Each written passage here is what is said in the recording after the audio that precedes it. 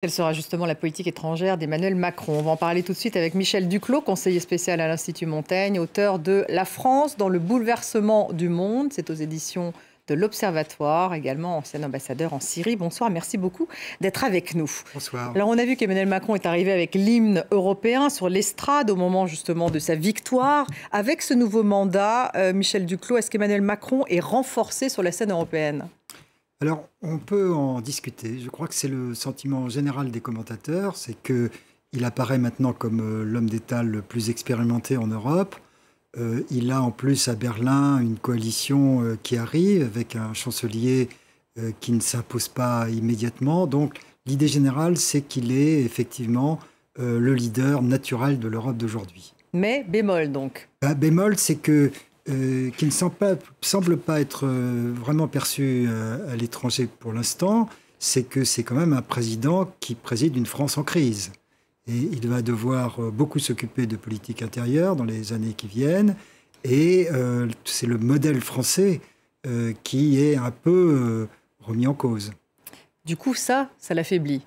Donc ça devrait diminuer son prestige à l'étranger. Est-ce qu'il est en position de force tout de même face à Olaf Scholz, qui lui doit gérer une coalition aussi allemande fragile? Alors j'allais dire, s'il y a une crise du modèle français, il y a une crise du modèle allemand encore plus forte sous le coup de la guerre en Ukraine, puisqu'on s'aperçoit maintenant que la prospérité de l'Allemagne était fondée sur une dépendance à l'égard de la Russie sur le plan énergétique, sur le marché chinois pour l'industrie lourde et sur une dépendance à l'Amérique pour sa sécurité. Donc les Allemands ont un véritable examen de conscience et une très grande révision de leur politique à faire dans les prochains mois. Mais ce couple franco-allemand, il restera solide tout de même? Est-ce qu'il restera moteur dans l'Union européenne? Je le crois, oui. Même si de plus en plus, c'est vrai, l'Italie avec M. Draghi jouera un rôle important. La question de l'embargo, en tout cas, vous parliez de l'Ukraine, embargo sur le pétrole ou encore sur le gaz. Est-ce que ça va être le premier défi à relever pour le Emmanuel Macron, mandat numéro 2? Je pense que le premier défi, c'est de conserver une unité européenne face à la guerre en Ukraine, car vous avez ce que vous dites, c'est-à-dire les Allemands qui sont réticents à passer à l'embargo sur le gaz et sur le pétrole. Dans le même temps, vous avez les Polonais qui demandent qu'on en fasse encore plus, et vous avez M. Orban en Hongrie qui reste fidèle à son alliance avec M. Poutine. Donc dans les prochaines semaines, je pense que le président Macron doit faire un effort particulier pour maintenir l'unité de l'Union européenne. Pacte de stabilité qui a été suspendu justement avec la crise du Covid. Est-ce que ça sera une vraie question? Est-ce qu'il sera question de le rétablir? Je ne pense pas. Je pense que, par contre, il y a des nouvelles opportunités qui s'offrent. Par exemple, en matière de défense européenne, développer, comme l'a proposé le président Macron, un système de financement européen pour permettre aux États membres d'augmenter leurs dépenses et l'efficacité de celles-ci. Ça, c'est une opportunité. Je pense aussi qu'en matière de politique énergétique, comme on l'a vu, la Commission a commencé à prendre langue avec les États-Unis et d'autres pour se substituer aux livraisons de gaz russes. Il y aura d'autres modifications de la politique énergétique européenne. L'Europe pourra être plus indépendante de Moscou? L'Europe devra être plus indépendante de Moscou. Elle n'a pas le choix, donc il va falloir qu'elle trouve des solutions alternatives à ce gaz russe. Voilà. Alors, au-delà se pose toute la question qui était très chère à M. Macron d'une architecture de sécurité européenne comportant notamment un dialogue soutenu avec Moscou. Justement, c'était ça la question. Je voulais en venir. Est-ce qu'il va poursuivre ce dialogue avec Vladimir Poutine en l'état, Emmanuel Macron? Il ne lui a pas parlé manifestement depuis qu'on a découvert les massacres à Boutcha, c'est ça? Voilà, il a donné des signaux un peu contradictoires. Dans certaines de ses déclarations, il laisse penser que selon lui, il faudra un jour ou l'autre prendre la discussion avec les Russes. Dans d'autres déclarations, il montre un certain scepticisme sur la personne de M. Poutine lui-même. Il faudra certainement reparler aux Russes un jour. Est-ce possible avec M. Poutine? La question se pose. Donc il se pose la question. Joe Biden, en tout cas, on va aller de l'autre côté de l'Atlantique, a félicité Emmanuel Macron. On va retrouver tout de suite Mathieu Mabin, notre correspondant à Washington. Mathieu, Biden a affirmé que les deux pays allaient continuer à coopérer pour défendre la démocratie. Oui, ça n'est pas une surprise. Joe Biden est parmi les premiers chefs d'État à avoir réagi à l'élection d'Emmanuel Macron, ce qu'il faut prendre pour ce que c'est-à-dire un geste diplomatique de valeur et clairement l'expression, disons-le, du soulagement de l'administration américaine de voir la relation entre Paris et Washington prendre le chemin d'une forme de continuité, disons-le. Il y a eu des désaccords profonds au cours des derniers mois entre les présidents français et américains, et notamment autour, vous le savez, du sujet de l'Indo-Pacifique et de la signature du pacte AUKUS avec les Britanniques et les Australiens par les Américains.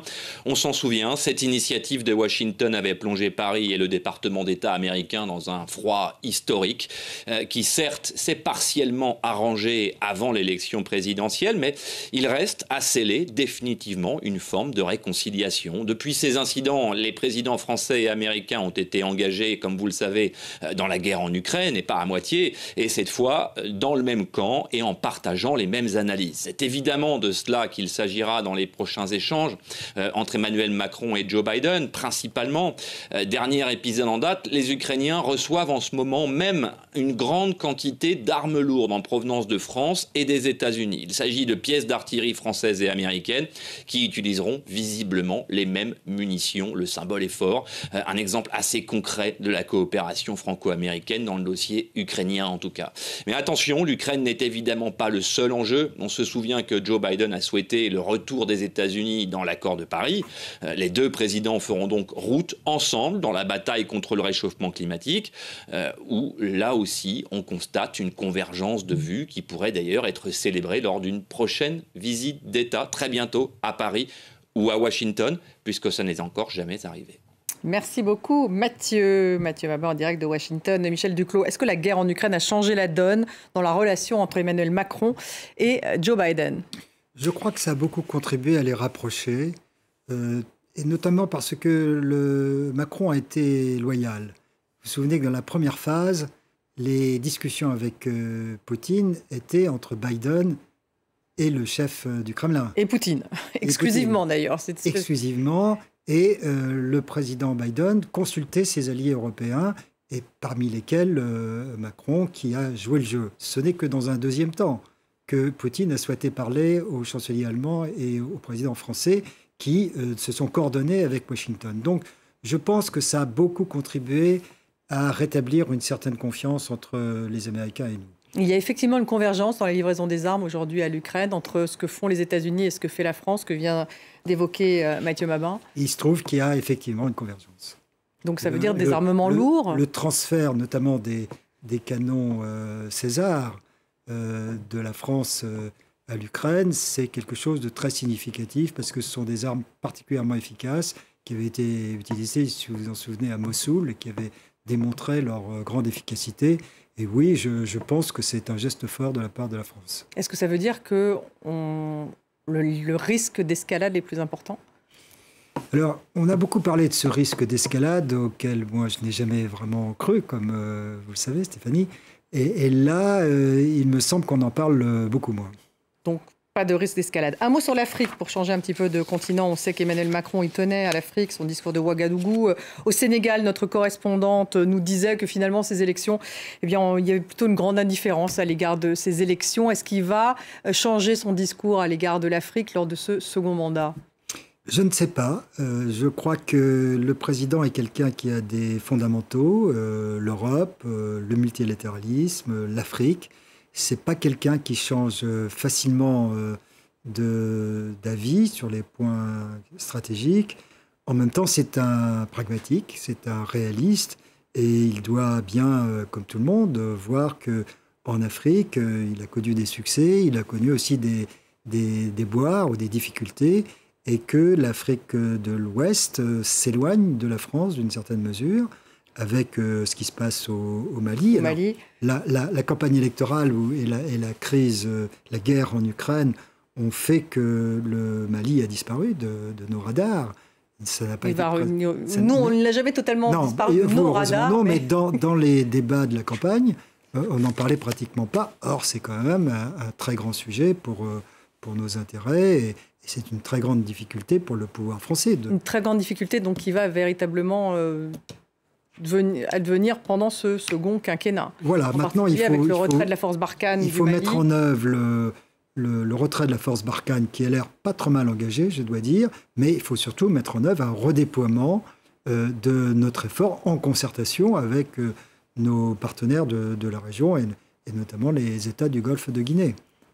Un mot sur la relation avec le Moyen-Orient, Emmanuel Macron. Donc, comment est-ce qu'on peut voir ce second mandat de la France, de la relation de la France avec Israël, de la relation de France aussi avec les pays du Golfe?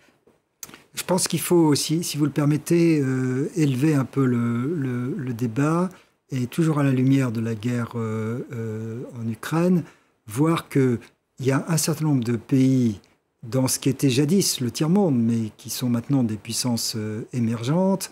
Nous n'avons pas ces pays complètement avec nous sur la Russie. C'est-à-dire que... Vous pensez à l'Inde, par exemple? L'Inde, mais l'Arabie saoudite ou les Émiratis, au besoin, votent avec nous à New York, bien entendu. Ils n'approuvent pas ce que fait M. Poutine, mais ces pays ne sont pas prêts à contribuer à la stratégie occidentale d'isolement de la Russie et même de strangulation économique. Donc ça fait partie d'un des sujets. Ça, je trouve que c'est un sujet important pour Emmanuel Macron, parce que Macron a toujours été un homme soucieux de construire des ponts entre le Nord et le Sud. Et là, il y a un risque que la compétition Est-Ouest vienne épouser les lignes de fracture du clivage Nord-Sud. Et peut-être d'ailleurs un troisième type de clivage, qui est celui entre les États autoritaires et les démocraties libérales. Et donc, le rôle naturel de la France, et je crois que Macron y est sensible, c'est d'essayer d'éviter qu'il y ait une coalition de toutes ces lignes de clivage pour qu'il y ait une sorte de paralysie et de black à bloc dans le monde d'aujourd'hui qui serait tout à fait contraire aux intérêts français et à la vocation de la France. Un voyage à New Delhi, éventuellement? Alors, ça veut dire certainement un effort sur les questions qu'on appelle les enjeux globaux, le changement climatique et ce genre, le développement. Alors là, maintenant, il y aura la question de la famine, des conséquences économiques de la guerre. Ça, je pense que c'est le type de sujet dont le président devrait s'emparer pour éviter, encore une fois, que les tensions se durcissent et les clivages s'approfondissent. À quand un voyage à Kiev, à votre avis? Très rapidement, à mon sens. Merci beaucoup, Michel Duclos, d'avoir été avec nous.